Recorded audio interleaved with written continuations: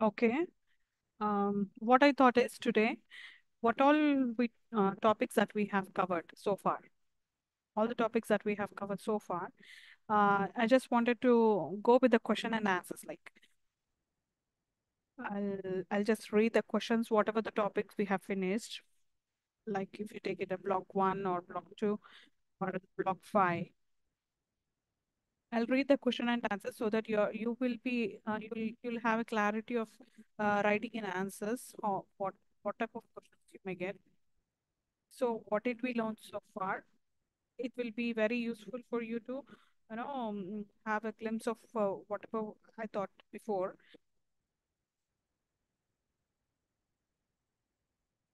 Because what are the blocks has left over that is um, uh, institutionalization phase and identifying phase. And these two phases, you'll have lot of commissions and committees. So what are the commissions are there? Like Kotari Commission, Acharya Ramanujan Commission. There's so many commissions are there. It is kind of uh, if I go on teaching about that commissions, it is kind of, you'll get stuck up because all the commissions are mingle with each other and kind of same things are repeated twice. So what I thought is I will explain the only the important topics in these two initialization phase and identifying phase. I'll go with the committees and commissions. If you take committees and commissions in first, they have two blocks, like committees and commissions have saying one and committees and commissions saying two. So in committees and commissions in one, I think the secondary educational level is very important. The major recommendations on that topic is very important. So whatever the important topics are there, I'll try to explain you. But as for today, what we'll do is we'll just go with the block one, block two, block four, and block five important questions. So I will try to memorize the things what we have learned. Ma'am, voice is too low. Can you be little bit louder, ma'am? Yeah. Hello? Can you hear me now? Yes, ma'am. Yeah. So what I'm trying to say is, in the transportation phase, and it is like, see, as if we have like block one, block two, block three, block four, and block five, uh, how to prepare for the examination. It is like, if you are interested in block one, try to learn so many topics in block one, whatever the interested topic you find it, maybe the globalization or the transportation phase. So you try to learn as many questions as possible, so that if you can leave it, the other things you can leave it at the choices. So you can do that, there is a kind of preparation, strategies like. So in institutionalization phase and identifying phase, there are so many commissions. If you take initialization phase in committee one, they're almost there. In a secondary education level, secondary education commission, there are almost 23 topics.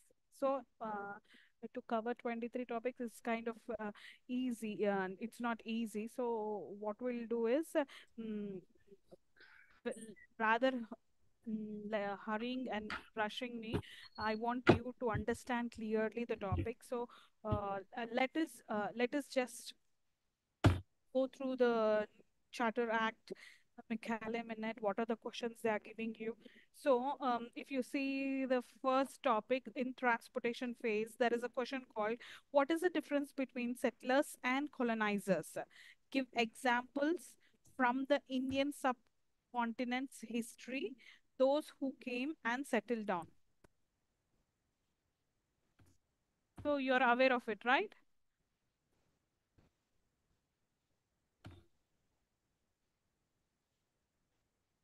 Are you not aware of settlers and colonizers? Just summarize it again, ma'am. Yeah, settle. Okay, I'll do that. Fine. So there are two people called settlers and colonizers right in the beginning of your transportation phase. Who are these settlers? In the name itself, you can able to make it out that settling, set you are settling in some place. It is called settlers. It is giving a glimpse, right? Colonizers or colonies. So I have already detailedly explained you in the first class, but I'll just brush it up. So settlers are the people who move to a new area or country to live there permanently. Hello, Hello? ma'am. Voice is too low, ma'am. It's not audible. One second, huh?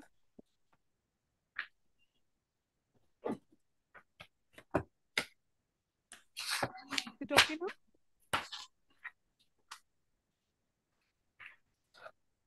Hello? It's same, ma'am. Still low.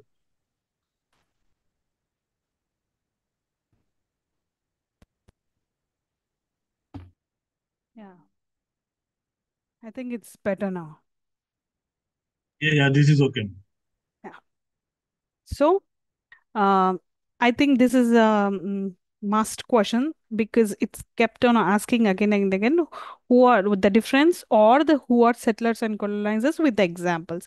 So, however the question is, so they'll try to change and confuse you. So, uh, before if we see our history, so what happened in our history? The Aryans came to Indian and they settled down in Indian subcontinent. They are the settlers and not the colonizers. And who are the colonizers? Who are the European, all the European countries who came to trade and to do business, um, whatever their agenda is, to fulfill their agendas, who are coming in a particular point of view, they are called colonizers. And who came like that to India, into our subcontinent? They are nothing but the all the European countries. And we discussed about all the European countries. Who were all the European countries?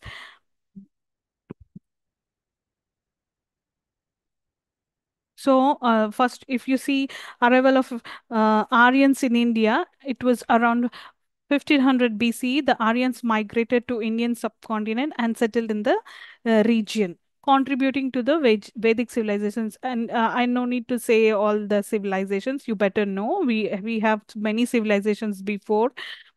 Before we are coming into this modern era, there are Harappan civilization, Vedic, early Vedic, Jainism, Buddhism, and so many. If we look into our history, but here we are talking about Aryans, and this is of Vedic civilization. When you talk about Aryans, that is about Vedic civilization. So, what is the language of the Aryans? It was Sanskrit.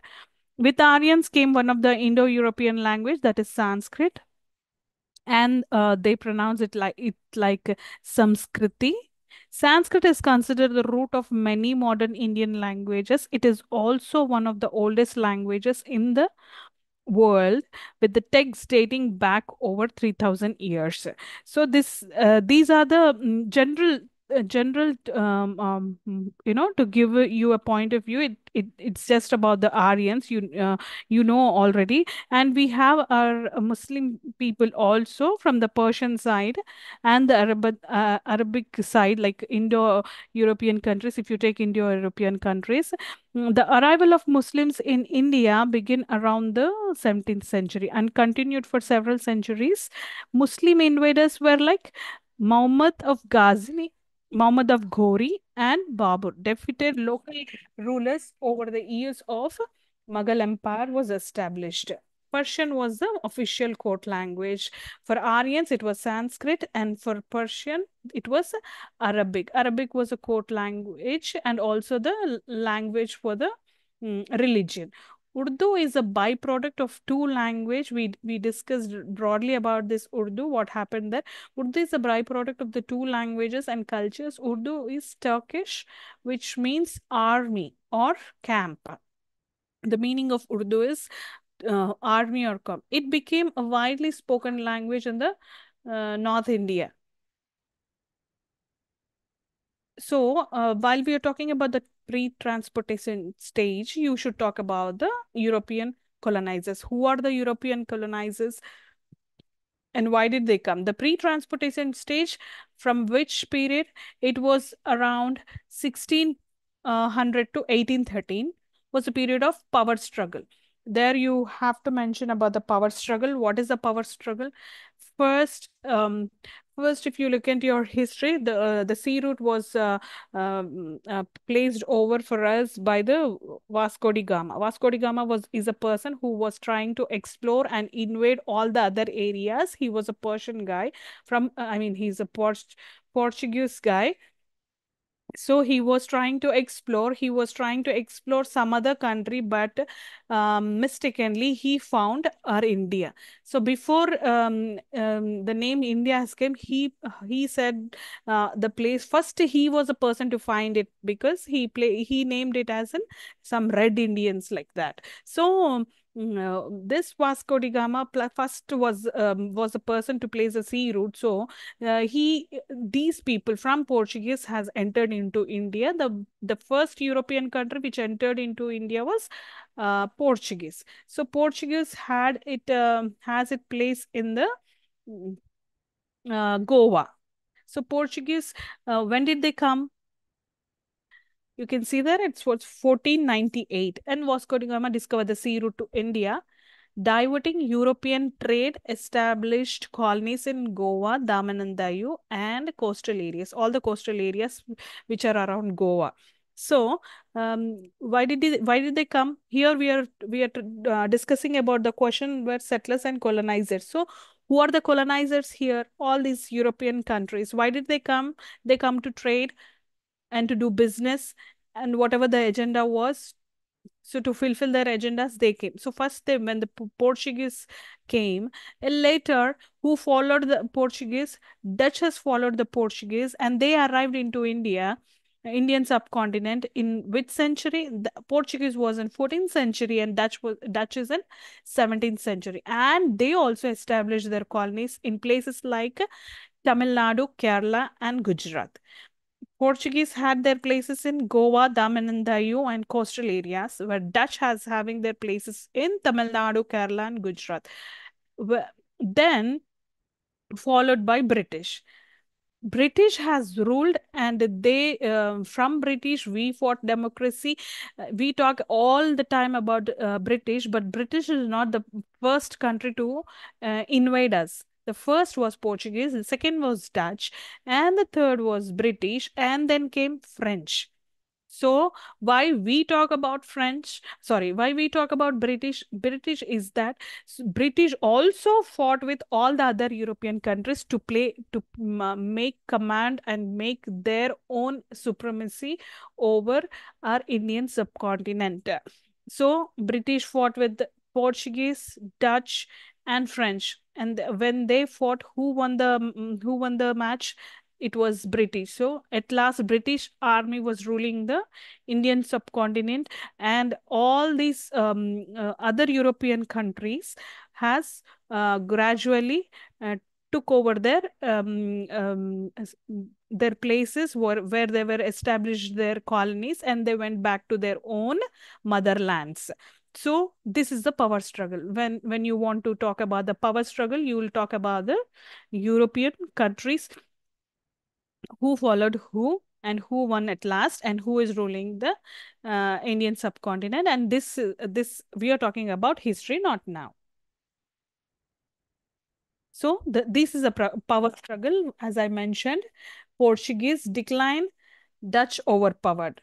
French struggle and British struggle. And if I want to mention there, French and British, they have kind of a tug of war. So they were both battling and balancing these things, but at last British took over. So gradually, by the end of 16th century, the Portuguese began to lose their commercial supremacy over Dutch due to number of internal and also external factors. Dutch, who rose to prominence by the end of 16th century, also lose the ground. They lose the ground to which? To the French. The French, who were the more serious rivals. So here you can mention the French were the most serious rivals, appeared along after British. So these are the European countries, and these are the power struggle which happened between those European countries. And at last, British success in India was also supported by their dominance in the global trade and also in the marine strength. So, who was the last one to take over? That was the British. So, this is a power struggle you will mention there, and then you'll say who are the colonizers, who are the settlers. Settlers. When you talk about settlers, you'll talk about Aryans. So this is a definition, and you will talk examples, and you'll elaborate if you get it in short answer or it is in a big answer. According to that, you'll elaborate it. So this was the first question mentioned in your textbook. Then there is a next one. Explain in a sentence or two the importance of the following years in the history in this Indian subcontinent. And here one more thing I want to tell you that see, don't, there is no need to confuse or get panicked about all the questions to learn or read or by heart or mug up. You have to concentrate only on the important things, because somehow all the questions are interrelated. So when you talk about where is this Urdu language spoken, why is it not used outside the Indian subcontinent? Subcontinent interaction between languages and cultures. So when you talk about languages and cultures, we already discussed this topic in the globalization phase. There we talk about English language, how the language gets intermingled with the cultures, how they go. So you don't need to mention English language here, but you can mention here how the languages can make their impact on the culture and the language has to go in hand in hand. So because if you, for example, if you take Telangana people speak Telugu in a different way, Andhra people speak Telugu in different way, their food habits are different, and their Telangana, Andhra, both food habits are different. So culture, religion, everything and the language goes in hand. So that thing you have to explain when you when you got this question, like languages and cultures. So from now, when you speak about Urdu, we already discussed, right? Where did Urdu come from?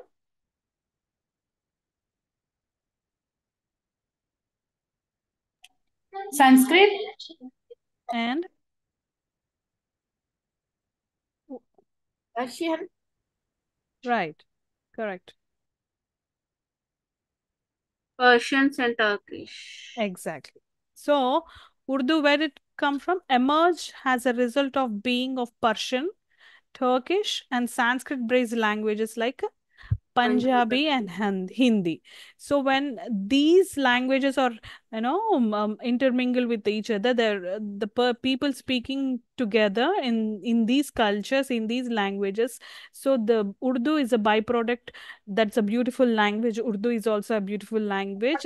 It has its mother roots.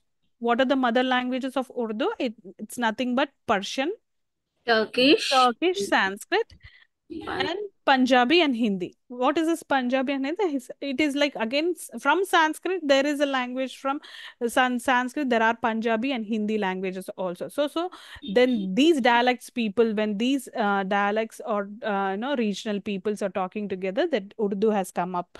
There's a new language. There's a new fusion, the hybrid language. You can talk about Urdu there, and you can also talk about few things like how Aryans came, what was their own language, what is the language they bring up, and Persian and Arabic people, these Indo-European countries, what language they spoke. They spoke Persian language, but for the religious purpose, they use Arabic. So you have to mention these things in that is a simple questions there. So there is a question here also about Macaulay. What is the main objective of Macaulay's education plan? Give the exact words we must at present. So I don't think this you will get, because there is again another lesson called Mekele. There you'll have the recommendations. What was Mekele really wanted to do? What were the hidden agendas? So before Mekele, there is something else to talk, that is called Charter Act. What is this Charter Act? Charter Act is signed by Queen Elizabeth, and what is this? She just granted some 1 lakh rupees for East India Company, uh, in the form of, I mean, for the welfare of education. So, but nothing has happened. It is just an act. But because of that act, nothing good or nothing bad has happened. So that was the first step which they took. They wanted to fund Indian to the people of Indian subcontinent for the education. That might be English or whatever it is.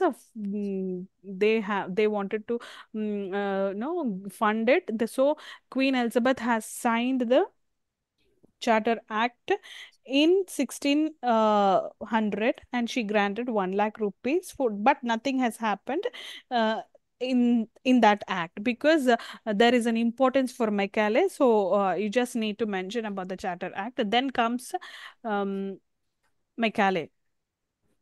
So there is a charter renewal.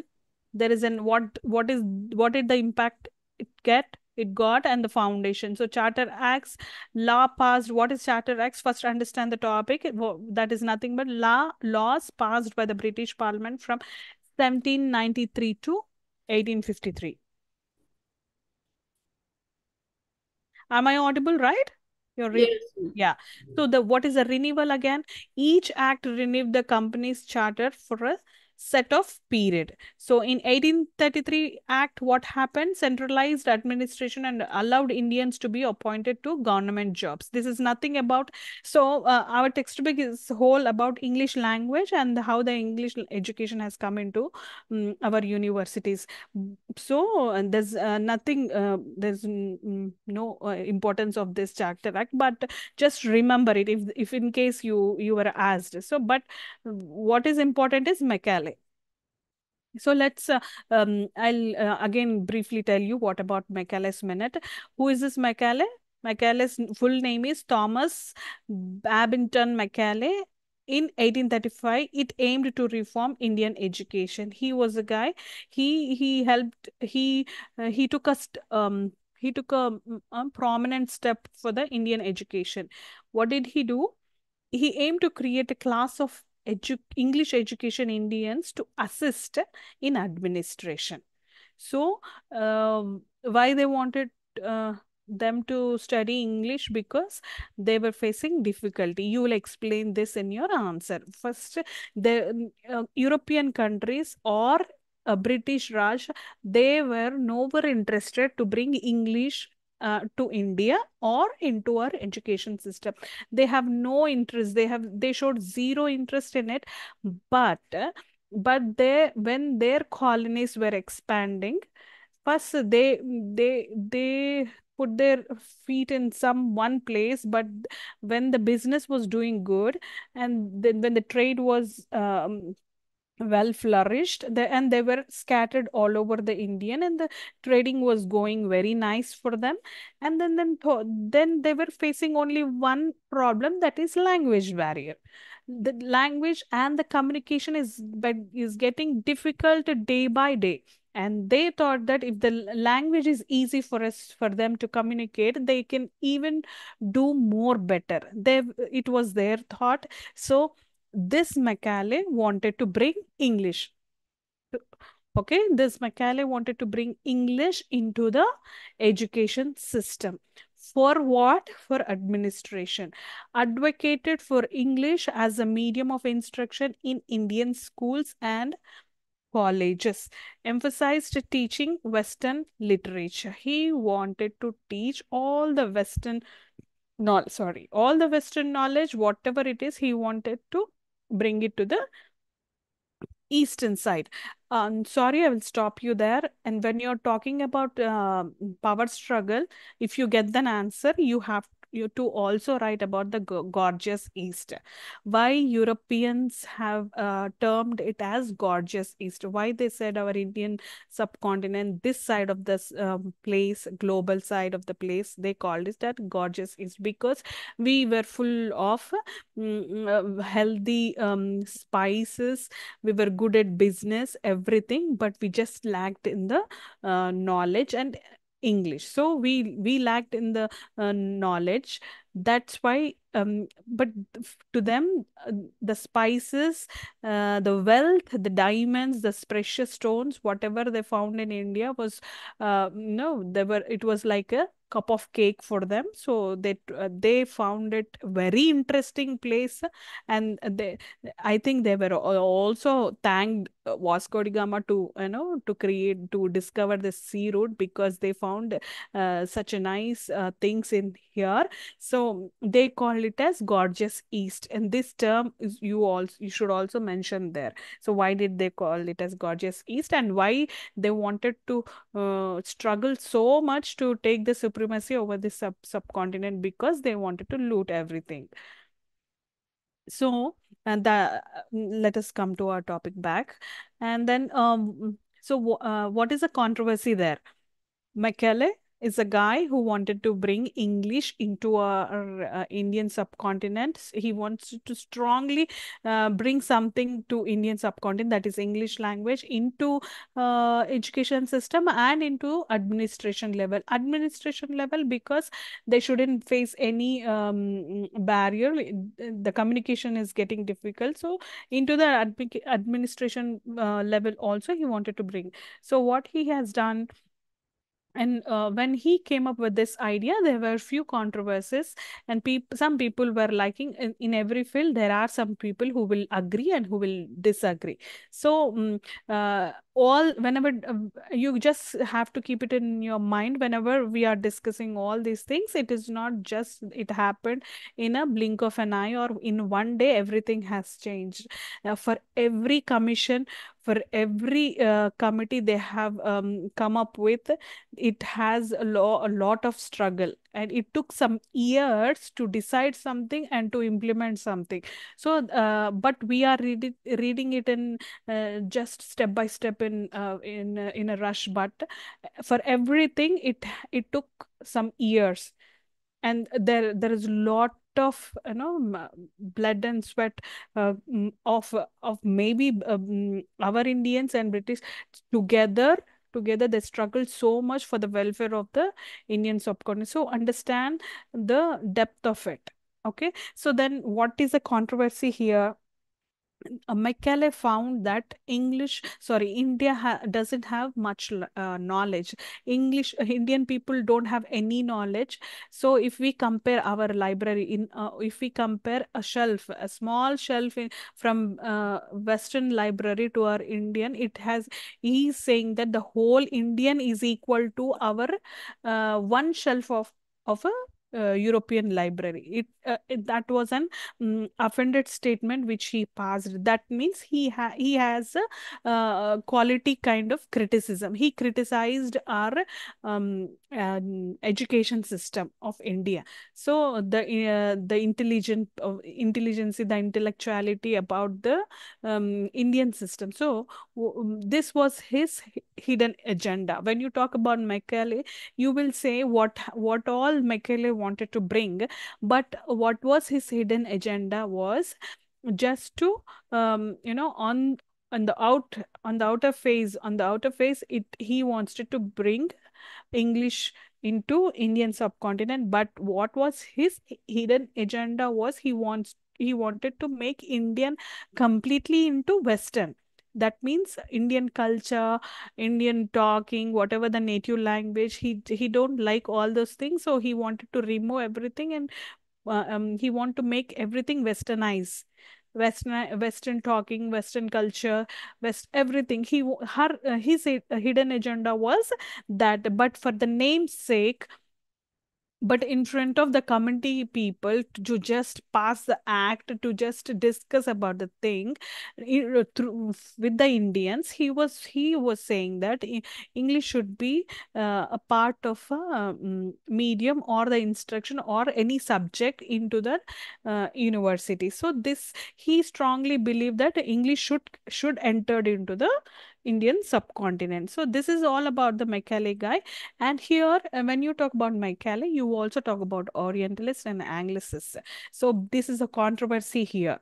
So, who are Orientalist and Anglicist?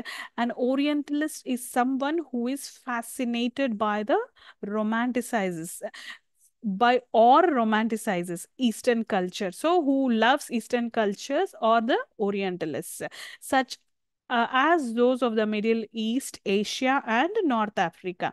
They might study these cultures, language, and tradition out of curiosity or admiration, sometimes portraying them into a stereotypical or idealized manner.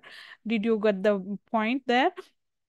Orientalists are the people who love their own culture, that is Eastern culture. So, whatever might be the reason, maybe they are, self selfish people that we want our language, or maybe they really know what is the importance of the literature of our languages.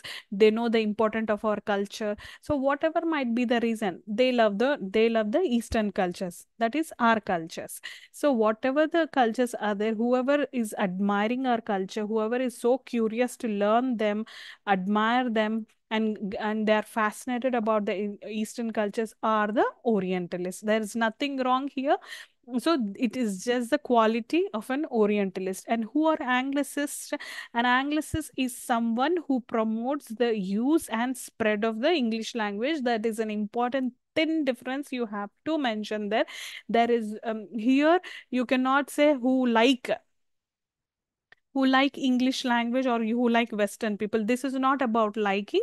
This is about they know the importance of the whoever know the importance of the English language, and they know the use of the English language, they are called Anglicist.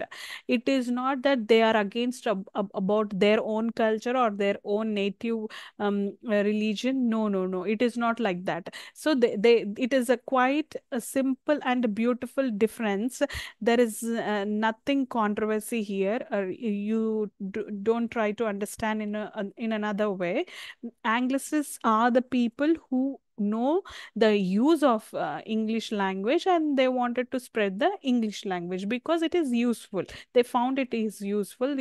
They found it has a future. It has a broad future. So people who um, like the people who are present in their own religion or own native language, and also supporting the other language called English, is called Anglicists. That those people are called Anglicists. Orientalists are the people who only give who has nothing to do with the English language. That they are only completely everything into their Eastern cultures. So this is a slight differentiation. So here, Anglicists are the people who supported their in the Macaulay when he wanted to bring English. So there was when he passed out the commission, when he passed out this thing called bringing English. So there were the discussion and there was a controversy between Orientalists. And what is a Orientalist want? Only their culture to be part of Indian subcontinent, and Anglicists want their culture, and also English should be the any kind of language, like a learning language or the medium of instruction, anything. English has a future, they thought, and they wanted to spread English. So now they both has a controversy. And after a lot of struggle and a lot of thinking done into this thing, they have decided to bring English into the Indian subcontinent. And now, when they decided to bring English into our subcontinent, whether it should be taught in the primary level or in the secondary level or universities, or we should separately come up with an English colleges. So this, after when everybody decided to bring English, there was again discussions were going on to bring where to bring this English language, whether that should be a subject like all the other subjects that were there on that time, that like Arabic, Sanskrit, and one more language called English, or there should be a medium of instruction, English medium schools. So everything they taught, everything they either they are teaching Sanskrit or Arabic, they should teach in English. So the medium of instruction should be changed, or it should be like a subject. So there is again a debate there, again a discussion there. It follows. So your English in India subject is totally like, step by step, what happened, what happened, what happened, then next what followed, and who were the people who helped in bringing out this into the secondary level. So this is very easy subject for you to remember. So you remember about Charter Act, who Queen Elizabeth has signed it for what? For funding for the education. She was that time she granted that 1 lakh rupees to the East Indian Company. Okay, then you talk about Macaulay.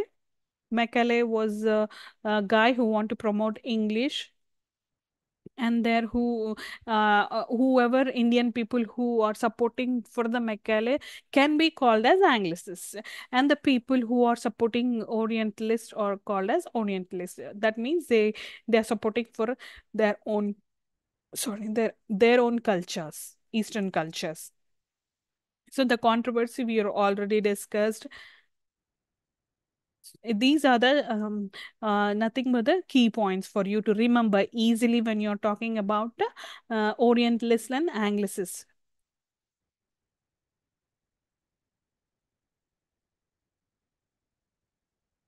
So, what are the controversy key points here? The controversy key points. What are the Orientalists are saying? Media of instructions, they flavored only classical Indian language. This is very important. If you remember these things, you can easily write the answer. So who are the Anglists? They flavored English. For what? For the medium of uh, instruction. Content of education, Orientalists want emphasized traditional knowledge and traditional literature. What are the traditional literature? If Tamil has its own literature, Sanskrit, all the Dravidian languages, Dravidian people has their own literature, sciences, technologies, medicines, Ayurveda. So that kind of Orientalist is nothing but that kind of cultural importance. And Anglicists emphasized only on the Western sciences, literature, and philosophy. So promotion of education, what Orientalists are telling of promotion of education, they are aimed to preserve and honor Indian culture. Anglicists are aimed to modernize India and integrate it into the Western world. So if you remember those key points, you can elaborate on that. So what are the resolution of that controversy? So what did they end up with after so much of controversy going on? What did they end up with? They end up with the English remains as a dominant language in India. So, fostered of a class of English education Indians who played key roles in administration later in the Indian independence movement, led to decline in the study of classical Indian languages and literatures. So you have to end up with the saying that it has long-term effects. English with the English language in with the English language, there are many benefits in the science, in the literature, in many more areas. In also the Governor General William Bentinck, we all already discussed about him. supported Macaulay's recommendations. So whatever the Macaulay came up with, he is a person who was the Lord General that time. William Bentinck was the Lord General. He promoted the Macaulay's recommendation, and what they end up with, the English was established as a medium of instruction for higher education, not for primary, not for any other things. It for the higher education. Funding for education in Sanskrit and Arabic was reduced, making a shift towards Western style of education. So, before whatever they are funding, the some amount, the little amount, whatever the funding, they were funding for Sanskrit and Arabic languages. So, what once they have decided to bring this medium of instruction to the higher education, they have reduced the funding for Sanskrit and Arabic, and that's whatever the reduced fund, they shifted it to Western style education. Are you with me? Yes, ma'am. Yeah. Ma'am. Yeah, then we'll talk about Charles Grant. Charles Grant, and when I said about the William Bentinck, so William Bentinck served as a Lord Governor General of India from 1828 and 1835. So he is in the authorized position, so he can take the authorities there. So when William when Macaulay came up with his minute, he has passed his recommendation. So William Bentinck tenure as a Governor General of India marked a period of significant educational reforms, including the promotion of English education. While Bentinck implemented these reforms, the ideas advocated by the figures like Charles Grant played a crucial role in the shaping of educational policies of the time. So when you're writing of about Macaulay, you'll write the introduction of him. You will tell the Anglis what he wanted. Then you'll come up with the Orientalist and Anglicist. Then you'll talk about who are they. Then you'll talk about their controversies and the Christian missionaries in India. They are, and okay, this is also another topic about the Christian missionaries. So when Britishers came along with them, who came into Indian subcontinent, nothing but the Christian missionaries. And what was their agenda? They're completely a different kind of people. They wanted to just change, they wanted to tell about their God and change the people from other religion into their religion. So why this topic has come here? It is nothing but some of the Christian missionaries who were the head of that their association organizations were also helpful in bringing education into Indian subcontinent, because even they were facing difficulty. Language barrier was there, the communication was getting so difficult. So even they thought that if Indian people are educated and they will know English, it will be very much easy for them to communicate. So obviously these people also help to give their helping hand to Macaulay. So even they are called as Anglicists. So these Christian missionaries also come under Anglicists. I will also show you who are the Christian missionaries who helped um, in the. Okay, so before getting into that, you have to. I already said this about Macaulay. What he wanted? He wanted to make the Indian culture into completely westernized. So what did he say? That the statement that a single shelf of a good European library was worth the whole native literature of Indian and Arabia. So this is a offended statement which he passed. This statement of Thomas Babington Macaulay appeared in his 1835 minute. It also came into the 1835 minute on the Indian education. He is saying about the worth of the Western education, comparing Indian literature and also Arabian literature.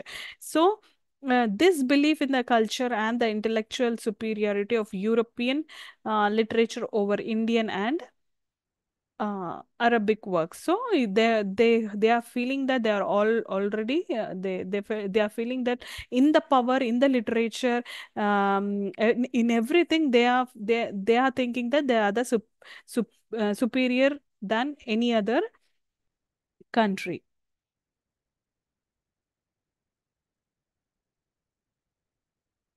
So who I've already discussed, right, about the Christian missionaries. Who are the Christian missionaries?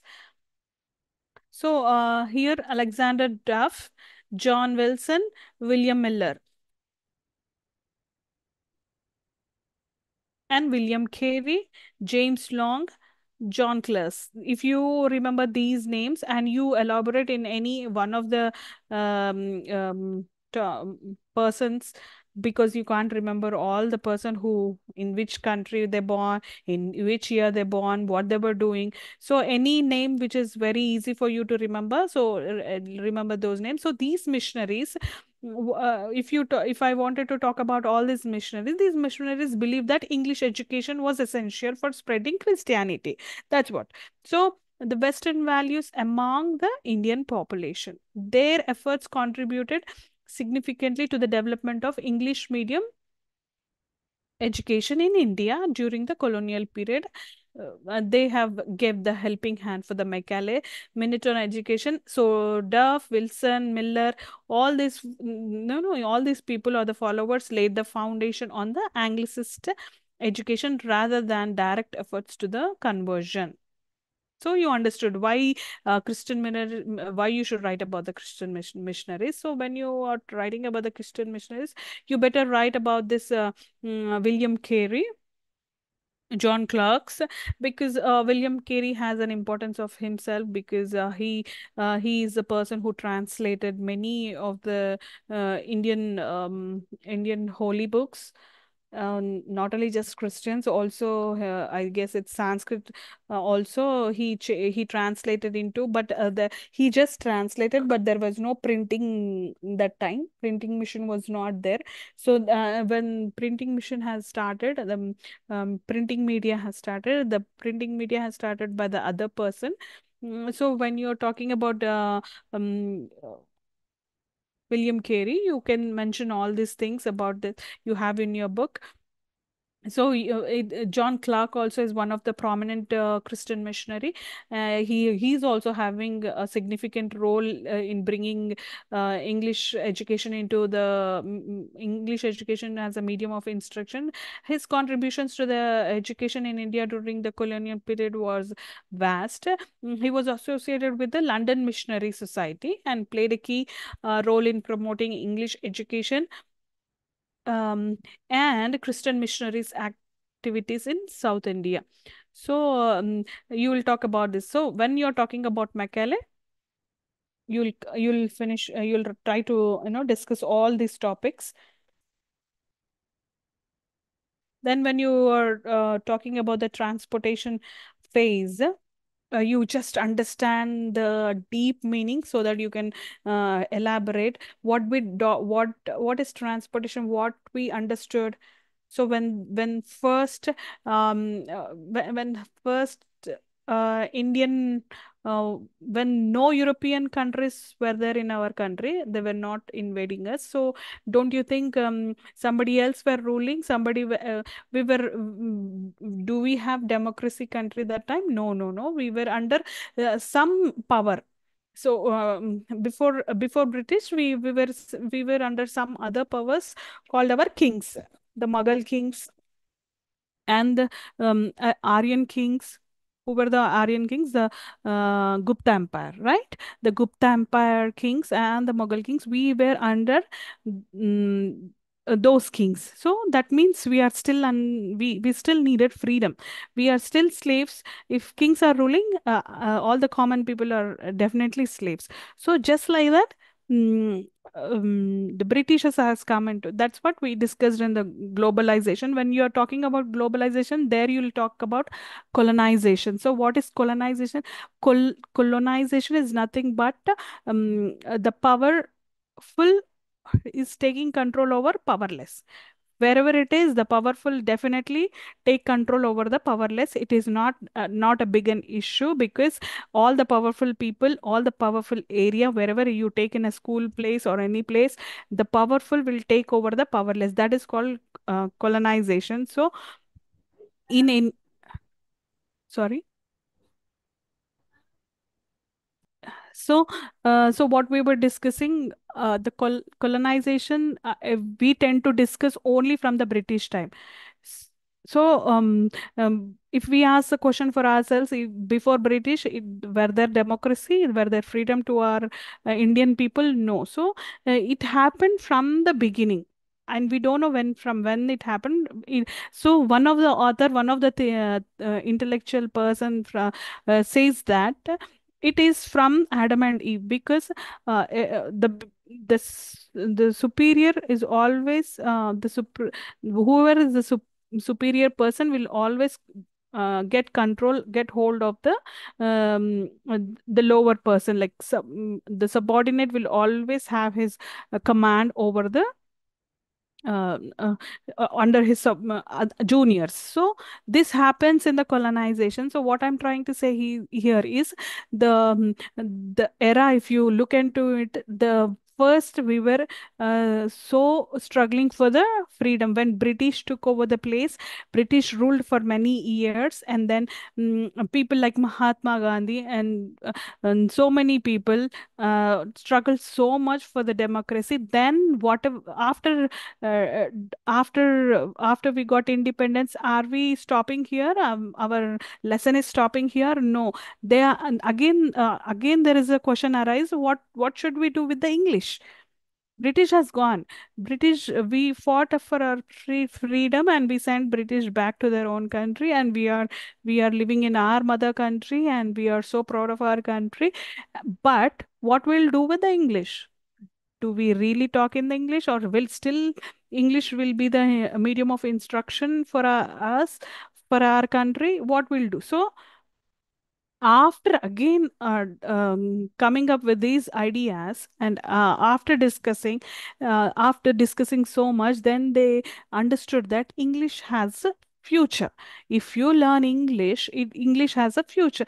So they thought that let us keep English with ourselves. Let us keep English language with ourselves. Let us learn English because it has a broader it has a broader future. So there, when you talk about English language, you will talk about, that's what it has, a market driven ideology, social driven ideology, identity driven ideology. I have discussed this yesterday. So when you talk about English, you will say, when after the democracy, after independence, what happened? There's still discussion on what we should do with the English. So they decided to put English in the Indian subcontinent. Let us learn Indian language. Then after a few days, everyone were thinking, there is another point they came up with.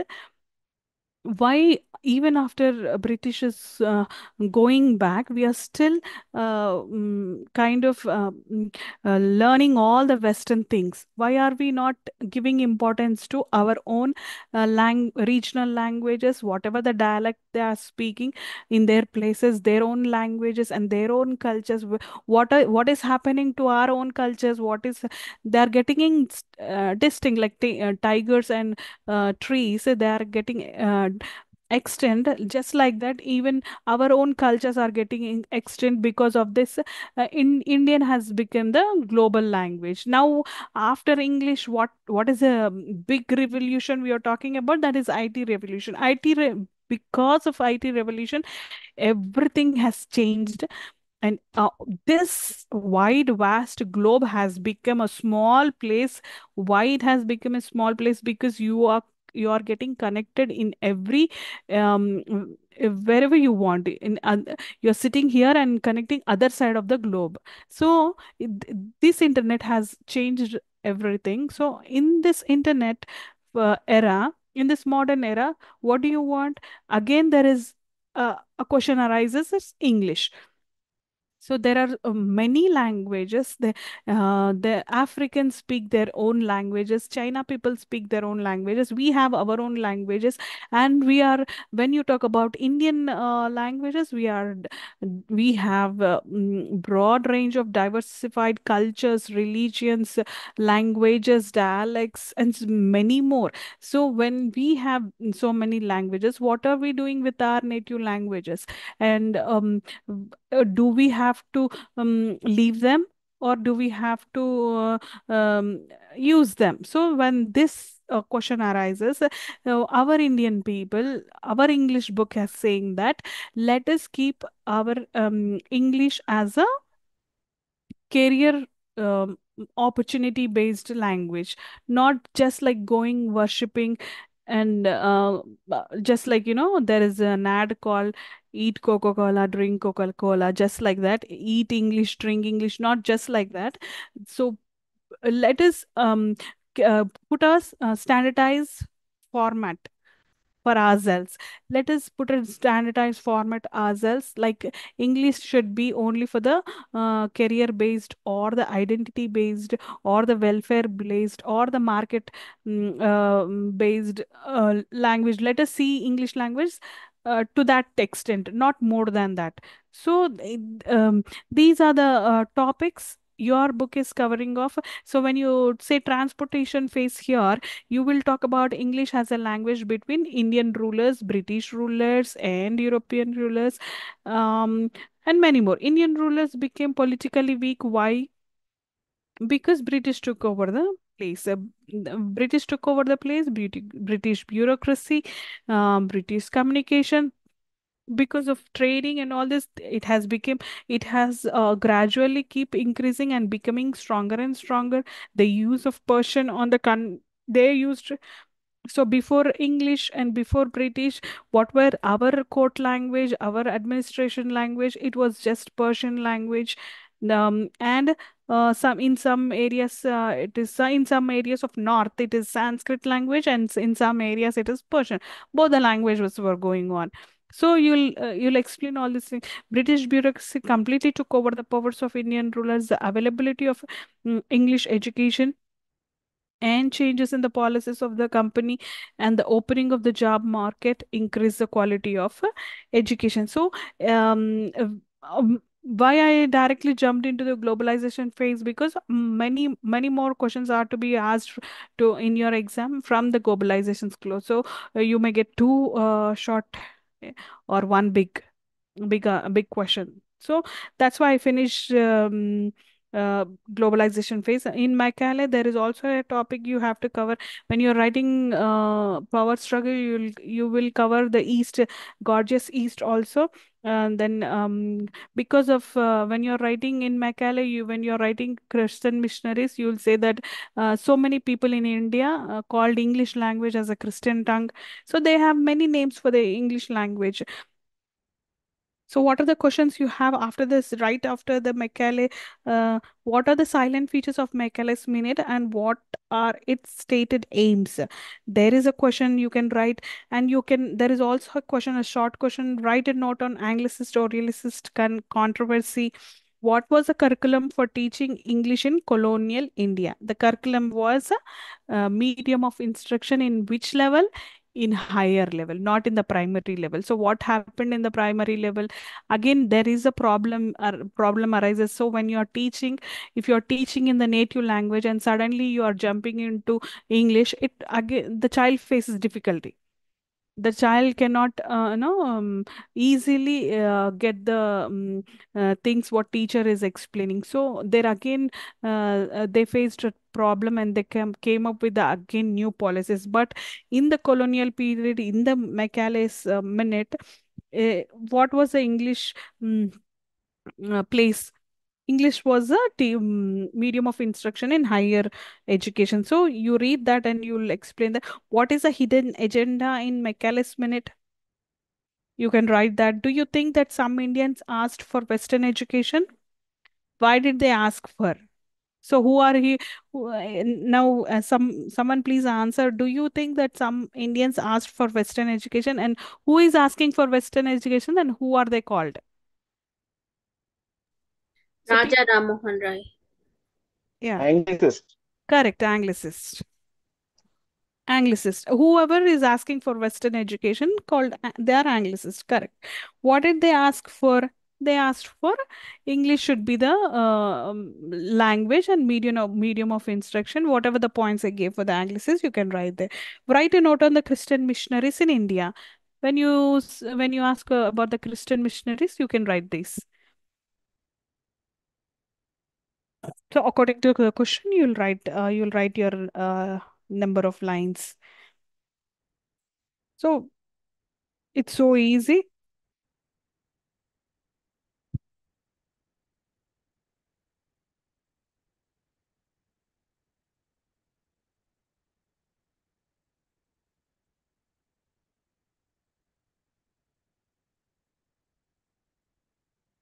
You're finding it easy, right? When I'm coming with the questions and explaining you the answers. Yes, ma'am. Yeah, because you will not get questions from anywhere else except from your textbooks. So shall we jump into the globalization? We'll Yes, find ma'am. we'll find what other questions are there. So that will give you more insight. What is globalization? We That is the first question they're asked in that blog. What is its impact on communication? So what is globalization?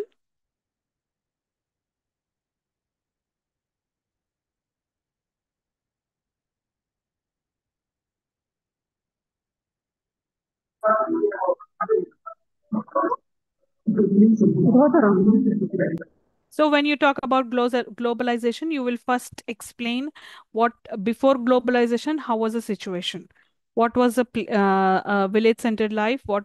What is a village-centered life mainly aiming of? It is family-centered, community-centered, and it has centered dynamics. And then what about if you are talking about village and rulers and settled existence, you will talk about that. And what is the feudalism as a way of life for them? Feudalism was widely accepted as a social and economic system. Leaders of families, communities, and regions played significant roles. Before straight away jumping into the answer, you will just explain what happened before. That is what it is. And then when it comes to globalization, before um, industrial revolution and IT revolution, there is also a revolution like TV, telephone. And so you'll first explain, don't directly jump into the IT revolution. You'll explain what TV has done.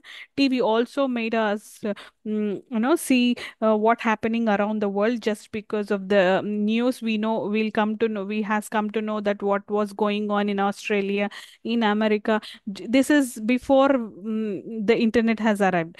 So you'll explain that. Then later you'll explain about telephone. You can before it was very difficult, then you'll when the telephone was discovered, it was very easy to communicate. And then comes to desktop. There was only computer system, no internet. Then system with internet. Then you will talk about industrial revolution. What is this industrial revolution?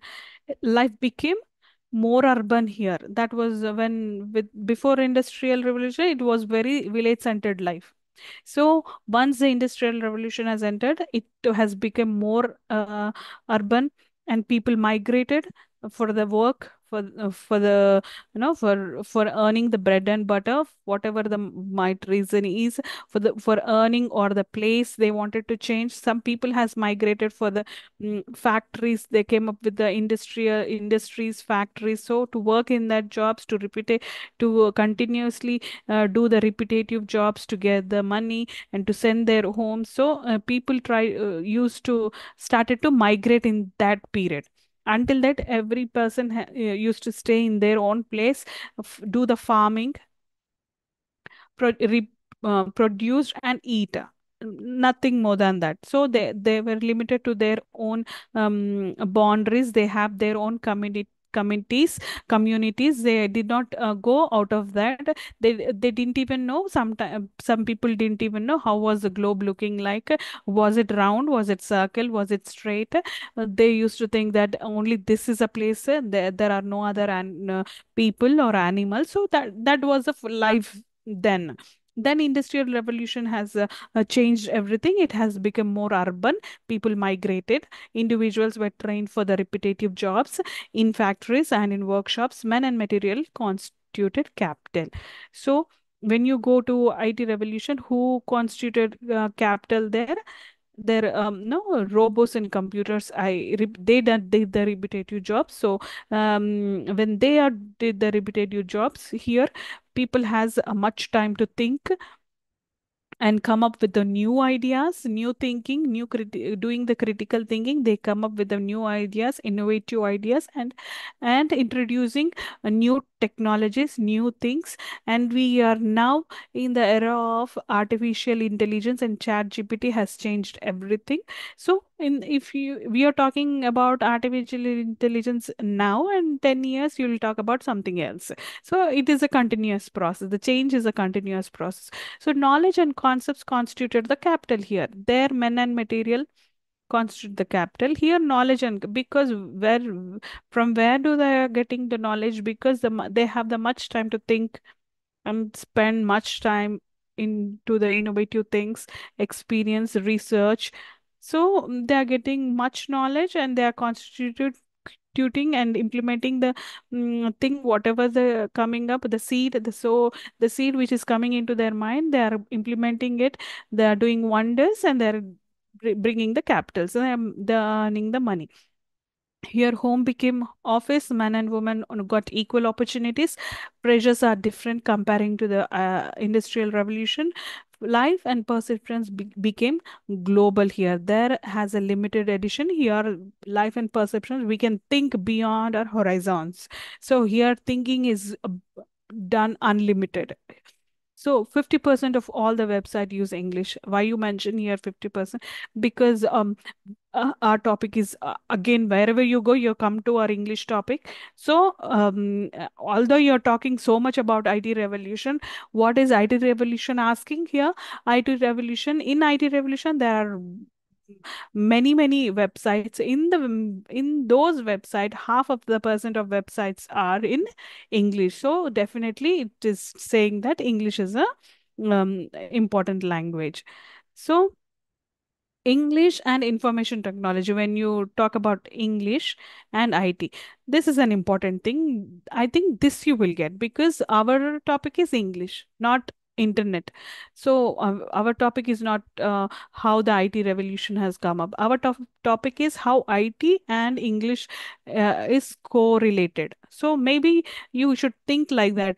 The questions which they ask is for your benefit. So English and information technology must come. Maybe I'm thinking so. So what you will write, IT revolution has made English a global phenomena because all the website whatever we Google it, we don't Google it in Telugu, we will Google it in English. So that's where you'll get the answer. So who are the IT giants we have? We have so many IT giants. For namesake, if we take that is number one, Google, Apple, Amazon.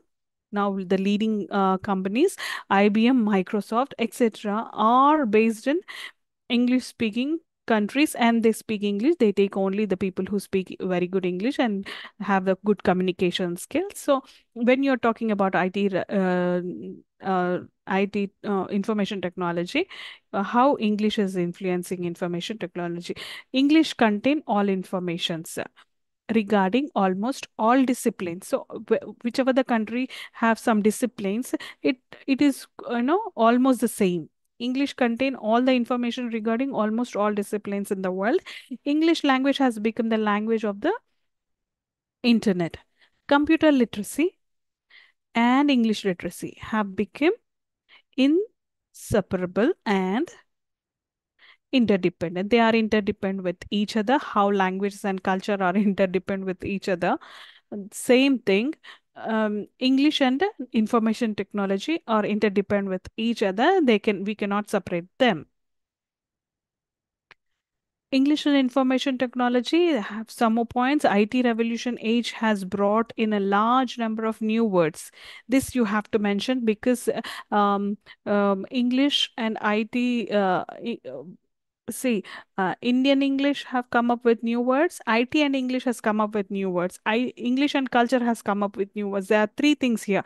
So you have to try to differentiate IT and English. They have come up with the new words like all app, browsing, login, logout, all these kind of words. These are English words and IT related words. So these are the words which IT technology has come up with, and these words are also having place in our Oxford dictionary. That is what you'll mention there. English and culture, this is also a must question. So as we are discussing English and IT, now English and culture. So what is so many people are listening the class. So everybody is having their own culture, their own religion. So how, for example, if you understand it deeper way, in a deeper level, you will easily write the answer when you are trying to mix these English language with other languages that we discussed, like Konkani, Reggae, Padigan, all these languages, the new Englishes. These all words what have mentioned here: Konkani, Padigan, Reggae, English, or you may call it as English, ing, not eng. These are the uh, what do you call? All these terms are new Englishes. And why are they calling it as new Englishes? Because wherever, whatever the culture is, that culture and English together is coming up, and the fusion happens, and the byproduct, the hybridization happens, and what the byproduct is coming with the new language, and that language they are naming it as Konkani. In that, Konkani is an Afro American language. So Indian and English together have there is a fusion, and then happens to get a new English is called English. So in the same way, before getting into all those new Englishes, whatever we got from English and culture, first you will understand what is English and culture. So let us understand these things. A mingling of two cultures, that is English and culture. So normally languages goes with culture, that we know. I that from the beginning we are discussing it. They both go in hand. But when it comes to English, that is not the case. Because you can English has because English has become a global language. It is no one's own language. Nobody is owning the language English, even nor British nor America. Everybody has English is everybody's language. That's why you cannot say English can go with the culture. But when the English has mixing with the other cultures, the new English is forming, that is true. But language goes with culture, that is true, but not with English, because English is no one's language. It is everybody's language. Like what Indians did with Persian, when it came to contact with Indian languages, what happened with the Persian language? We know the byproduct was Urdu. In the same way, increasing number of English, because of increasing of number of English medium schools, the communication has increased. Colleges, in universities, English education has increased enormously.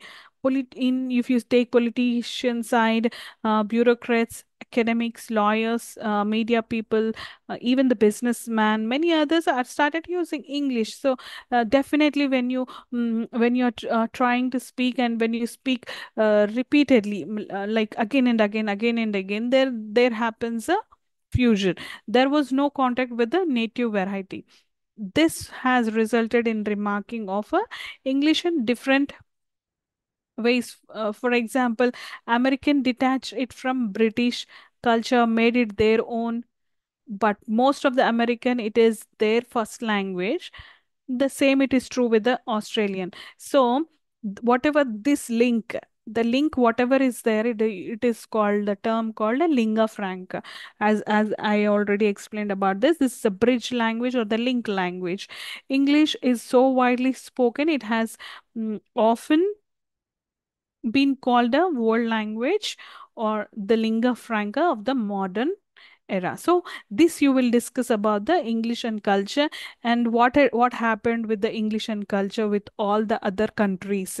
So or with all the other countries, we got the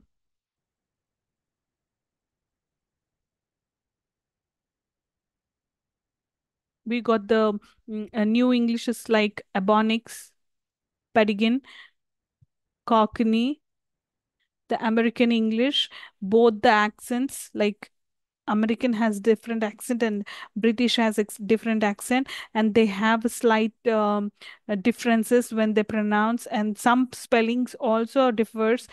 So I've explained all these things. Australian twang, English in India, reggae is wrongly spelled in the textbook. It is not RAGGAAE, it is RE. Okay, this is this dialect is a heartbeat of Jamaica. So it has come originated in Jamaica. So we discussed all these things. You will write this in English and culture when you're writing English language and culture. All right? Yes, ma'am. Yeah. And there is also an important topic called communication skills. So, sorry. How many communication skill points are there? There are 8. Can you see? There are 8. One is social roles, one is doings.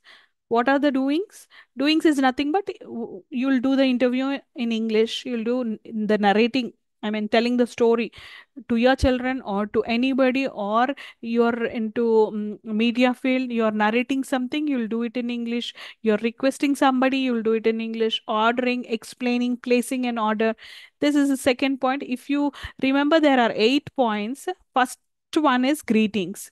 So what is a greetings? You'll write social roles and social context. So greetings, introducing, interaction, etc. Doings, interviews, narrating, requesting, ordering, explaining, placing an order. These are the doings. Expressing attitudes, nothing but apologizing, arguing, or disagreeing, expressing one's point of view. These are all comes under attitudes.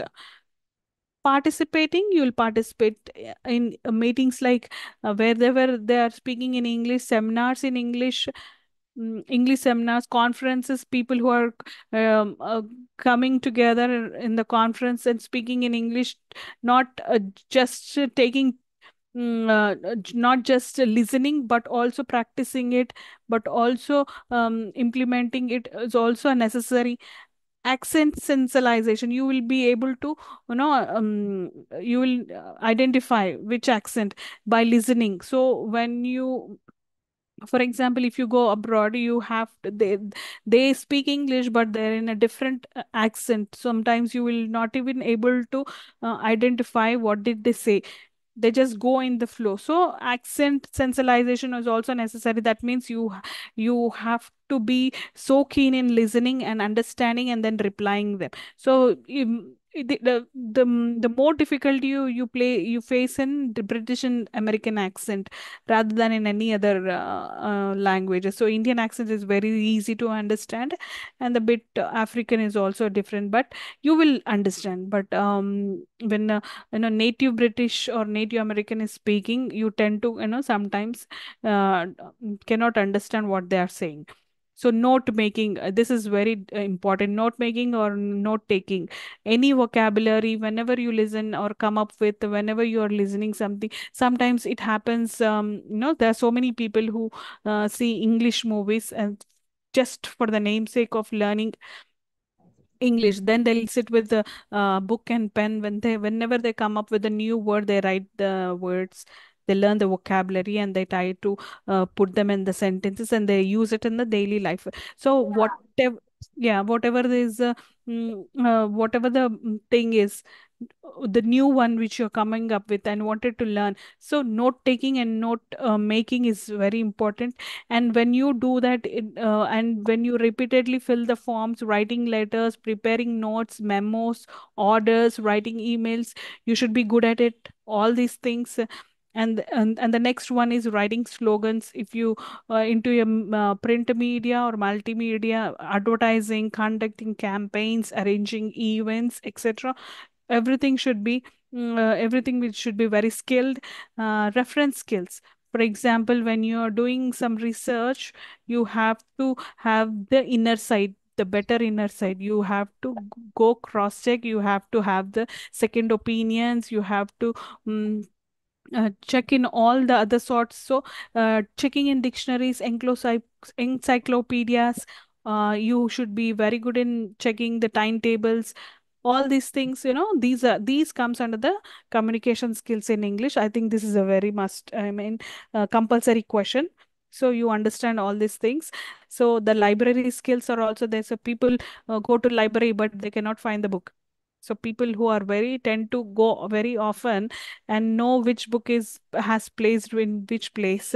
The magazines are in some place. In every library they have certain places. The history books are in some places, the science are in some places, and magazines are. So if you don't know, if you go into the library without knowledge, you have to ask multiple questions and you have to search for. So if you are, so you should be skilled in everything. There are also library skills. So Indian whose English is good can teach English in different parts of the world. So that is also there. So now teaching in abroad has become, um, it is booming around. Wherever you see the advertises are like, you have a teaching vacancy in Europe, in Australia, in Canada. So now everything has changed. You being an Indian, you are going and teaching to a person whose English is their first language. So that's an irony there. So you have a broad perspective, you have a broad future for the English. So when you talk about communication skills, you will say all these things. There are Indians who can also teach English in Africa. Means already they know English and their first language is English. I mean, their mother tongue is English, and you are going and teaching their English. That is an irony, but it is useful. Like, it is going on, and it is a fact that English teachers has a bright future. You take it whatever you name it, even the multimedia companies, just as we discussed the IT revolution. So in that we discussed that English is a must in any other field, any field you take.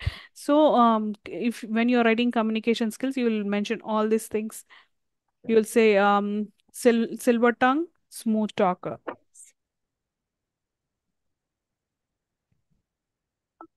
All right. So do you have any questions in globalizations? So about the language and culture, or the Tower of Babel? I don't. Babel, ma'am. I don't think you won't be having any questions because it is an easy thing. Okay. And this language and culture को me at least I missed the class, ma'am. Yeah, So language and cultures are also very easy. I just explained you. Then what are coming up with the languages and cultures? You will write there. Cockney, the American language, the Australian twang. You remember these, and you just remember English is a mix of English and Hindi, and Cockney is a mix of Afro-American English and English. I'll just show you.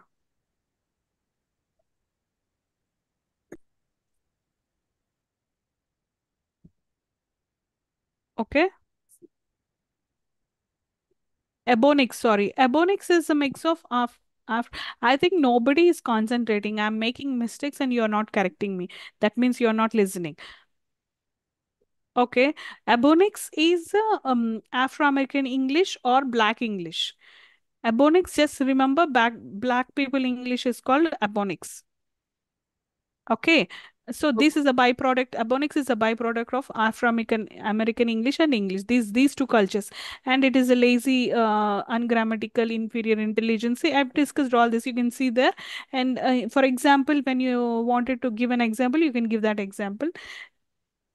When they'll try to remove some words. So if we say she is my sister, they'll say she's my sister. Then if we tend to use, this is a basic example you can use, I ain't, because ain't is a word mostly the black people uses. So we learned it from them, because we say we mostly say I don't, they'll say I ain't. So that's the best example you can give there when you talk about ebonics. And these are the points about ebonics. You will talk about pedigin, and pedigin is an English often referred to simply as pedigin. It is a simplified form of language that develops as a means of communication between groups who do not share a common language. So here there's a point there, important point there. You will understand that here two groups are talking, two groups are communicating, but the two groups doesn't know English. I mean, their native, neither their language is English or their communication. I mean, then the both natives are different. Like for example, if I take me and China people, and both are connecting and trying to communicate. And I don't know Chinese, and they don't know Telugu, because I'm a Telugu person, and China people doesn't know Telugu, and I don't know Chinese. So both are trying to communicate, and how we should communicate, because we don't know both the native language. He doesn't know mine, and I doesn't know his. So how will we communicate? We'll communicate with the common, whatever the language is. For example, if you take an example of Hyderabadi Hindi, it is a mixture of Telugu and Hindi and Urdu. Hyderabadi Hindi is different. So why we came up with that fusion? Because a non Hindi guy speaking Hindi and mixing Hindi and Telugu languages together. So I'm just trying to explain you what happened there, why this pedigin has arisen. So I'm trying to explain, when China people are trying to do business, when they are trading, when they are trading with the person who doesn't know their native language, and that person don't know Chinese native language, and these two are communicating. That means one know a good English and another person doesn't know good English. That means English and some any other native language. So they communicate only for the trading purpose, not just for general talking or not. They will come there, communicate, and then go back. So when they're trying to communicate, this pedigin thing has arisen. And when the Pedigan children, whoever speaking this Pedigan English, and their children try keep on listening to their parents, and they come up with another fusion of English. They don't talk Pedigan. They'll come with a new fusion, because they, from childhood, they keep on listening, and they'll come up with the new variant. So that new version of English can be called as Creole. So the last point, if you see, Pedigan evolves to be a Creole. That does it is, yeah, it is nothing but after these things happen, they come up with the new things called Creole. And why I'm trying to say this briefly, so that you'll understand, when people trying to no people who don't remember the answer, like these kind of points, they can elaborate just by listening me speaking all these things, and they can write in their own words. So there is a word called Creole.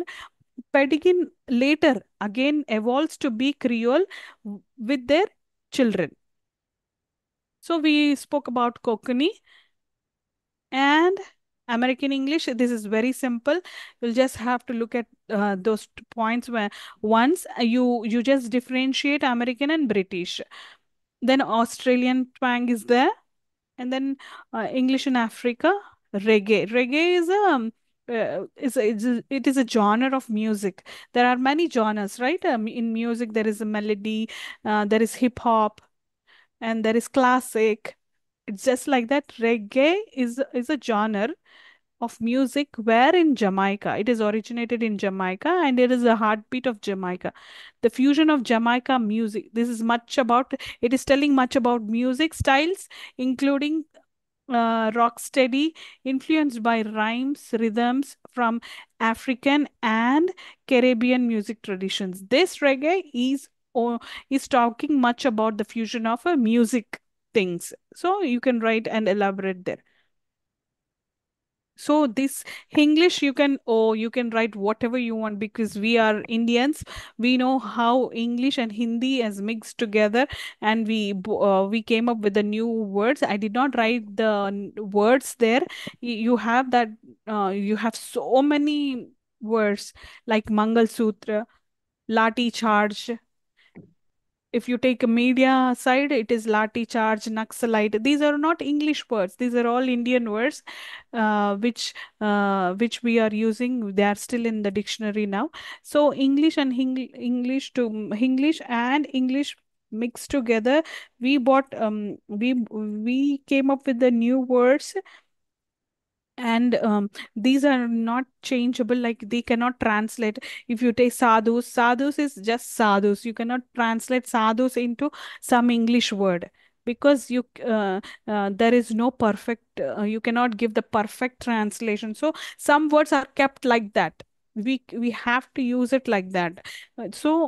Then becomes sadhus is a Telugu word, sorry, sadhus is a Indian word, and then English. So these together will the in any language, Hindi and English together will call English. So you elaborate it, you explain what happened, and then you give the examples. There are many, many, many examples like Brahmins, Rajma, curry, and then Bangla, Pandit, Sadhu, like these kind of Mangal Sutra. So you cannot there is if you are trying to change it also, you cannot. So Kumbh Mela, like these kind of things, there are the English words. So you also, when you're trying to explain all these things, you will also mention that about the Oxford dictionary. So how many words this Oxford dictionary has, and how many new words it is taken into. uh, I'll just show you. I think I explained you, right? Yes, ma'am, you explained it, ma'am. Yeah. So there's an Oxford dictionary. So Samuel Johnson is a person who came up with the first standard. He put the standard of dictionary there. Before him, there are so many other dictionaries. Robert Cordrace, Henry Cockmans, and Thomas Blotton's. These three people also have their own dictionaries, but Roberts is just about giving the hard words, like he's just gave the word and he just explained it, that's it. And Henry Cockmans, he's this is an English dictionary, but he only mentioned about the difficult words. There, Robert has mentioned alphabetically, but he has mentioned the hard words, difficult words. They are concentrating only that Roberts was a small dictionary. It's a small one, and the hard words. I mean difficult words. And Henry's is also difficult words, but that was just English dictionary. Roberts was an alphabetic order, and Thomas was it's a comprehensive dictionary, and an unlimited one. But why we are especially giving some pressure to Samson Johnson's dictionary, because he has come up with the beautiful standards, like explaining the pronunciation, how do you pronounce it, and you're explaining the words meaning, and then you're giving an example, and 2 3 examples. So this is a what we dictionary look like. We did not see those dictionaries, but we, from the time we are into dictionaries, we saw that kind of dictionary. So who gave that standards is Samuel Johnson. So after this then comes the Oxford English Dictionary. So there are many changes underwent into this Oxford Dictionary from the time it was discovered, and till the time now there are many Indian words added into that dictionary. Okay, I have gave you the number also, like how many. There is also a word called pajama. I have written there the curry, bongla. So all these words are written in the English dictionary now. Adar, chawal. So these are the examples you can give there. I think the time is up. Can you please share the slides, ma'am? Which slide? Slides. For all slides. All the slides, ma'am. If you give me the topic, then I can share. Which topic do you want? I just want to see all the Wait, slides. at the last class, share everything, man. That would be good. About globalization? My last class was globalization and post colonialism and neo-colonialism. And I meant the last class, which will be you'll be taking the next week. Oh, right, right. That's what. That Yes, would be that will be great, because maybe some yes, people ma'am. might miss out. Exactly. And important point is that whatever I'm giving is important. I'm not going to concentrate the topics which are not worth of, because we have only limited periods. That's why I wanted, keep on brushing up the things which are very important, which are useful to you. The other things are not that important. There are so many other things. And yeah, identifying phase, initialized phase is also important. There I'll to next class I'll give you the broader explanation only on the important things. The second major recommendations of the secondary education commission. There are many commissions. Kotari Commission, I'll tell you, I'll explain you. And the Secondary Education Commission. I hope you guys are reading the textbook. Indian universities, we already discussed about the Indian universities, Madras, Calcutta, Bombay. These are the first places where our universities has came up with. So when you're talking about the universities, first that point is necessary. So actually I had some another appointment to go with. So I'll just end up the class here. We'll meet in the next class. So whatever you have, because we have only 2 classes left over, if you have any sort of doubts about our topic, or you want again any explanation, I can provide it to you. So you think over and you come up with your questions, queries in the next class. Okay. Yeah.